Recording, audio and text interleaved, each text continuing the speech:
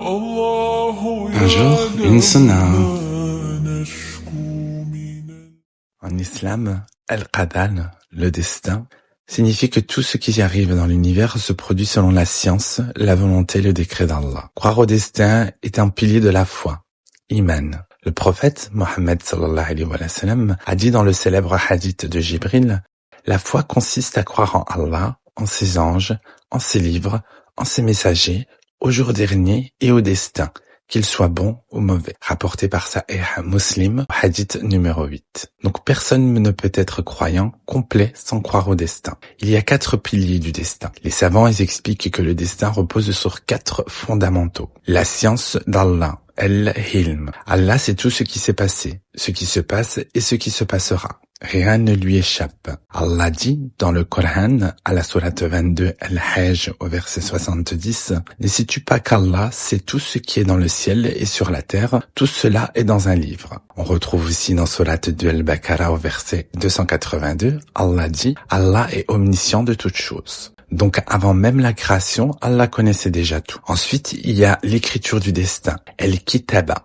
Allah écrit tout ce qui arrivera jusqu'au jour du jugement. Le prophète Mohammed sallallahu alayhi wa sallam a dit, Allah a écrit les destins des créatures 50 000 ans avant de créer les cieux et la terre. Vous retrouverez cela dans Sahih Muslim au hadith 26-53. Ce livre est appelé Al-Lawh al-Mahfouz, la tablette préservée. Allah dit, tout est inscrit dans un livre clair, dans sourate 36 Yasin au verset 12. Et il y a aussi la volonté d'Allah, Al-Mashihah. Tout ce qui arrive se produit uniquement si Allah le veut. Allah dit, vous ne pouvez vouloir que si Allah veut, le Seigneur des mondes. La sourate 81, Al-Takwir, verset 29. Cela signifie que rien n'arrive sans la permission d'Allah. Même les événements minuscules sont sous sa volonté. Enfin, il y a la création, Al-Khalq. Allah est le créateur de toutes choses, y compris les actions des humains. Allah dit, Allah vous a créé, vous et ce que vous faites, dans sourate 37 As-Safat au verset 96.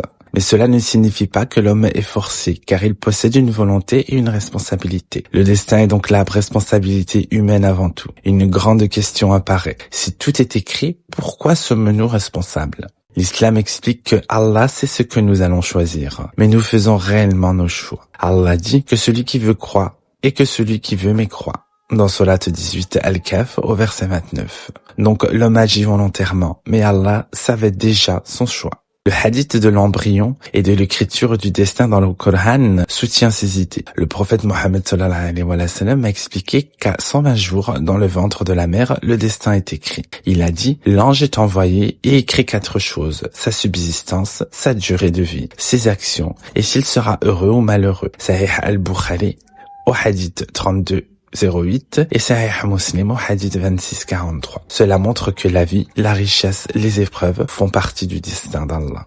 Il y a différents types de destins. Les savants expliquent qu'il existe plusieurs niveaux d'écriture du destin. Il y a déjà le destin général, celui écrit 50 000 ans avant la création. Il y a le destin annuel. Chaque année pendant la nuit du destin, l'Aïd al-Qadr, Allah dit, durant cette nuit est décidé tout ordre sage. Dans sourate 44, Ad-Dukhan au verset 4. Le destin dans le ventre, écrit à 120 jours. Le destin, il est aussi fait d'épreuves. Ces 2 choses vont ensemble. Les épreuves font partie du destin.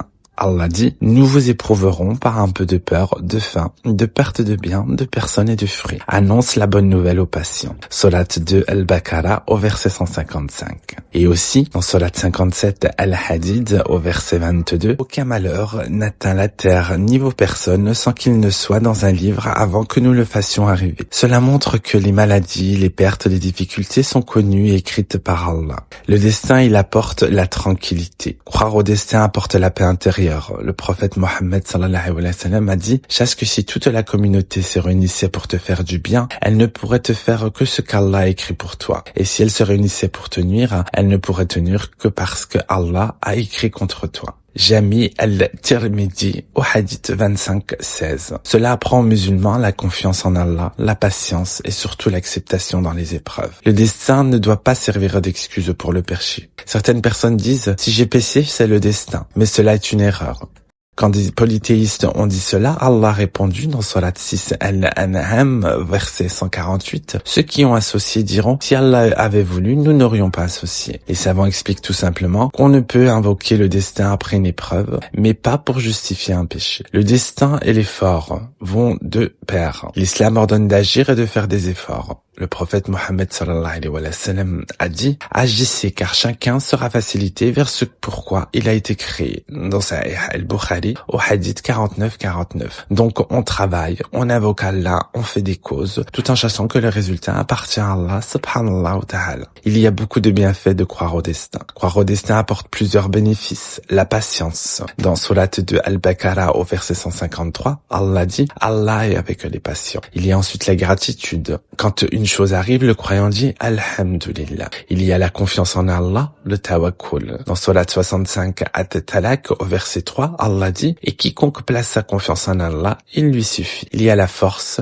face aux difficultés finalement. Le croyant sait que tout a une sagesse. Enfin, il y a la sagesse derrière le destin. Même si nous ne comprenons pas tout, Allah agit avec sagesse. Allah dit dans Surat 2 Al-Baqarah au verset 216, « Peut-être détestez-vous une chose alors qu'elle est un bien pour vous. Par exemple, une maladie peut rapprocher d'Allah. Une difficulté peut purifier les péchés. » Le prophète Mohammed sallallahu alayhi wa sallam a dit dans Sahih al-Bukhari au hadith 56-41, « Aucun malheur n'atteint le musulman sans qu'Allah n'efface par cela certains de ses péchés. » Finalement, croire au destin, Al-Qadar signifie croire que Allah sait toutes choses, Allah a tout écrit, tout arrive par sa volonté, Allah est le créateur de tout. Mais en même temps, l'homme doit agir, il est responsable, il doit faire des efforts. Le croyant vit donc entre l'effort, la confiance en Allah, la patience face aux épreuves. Comme l'a dit le prophète Mohammed sallallahu alayhi wa sallam dans Sahih Muslim au hadith 26-64, le croyant fort est meilleur et plus aimé d'Allah que le croyant faible. Attache-toi à ce qui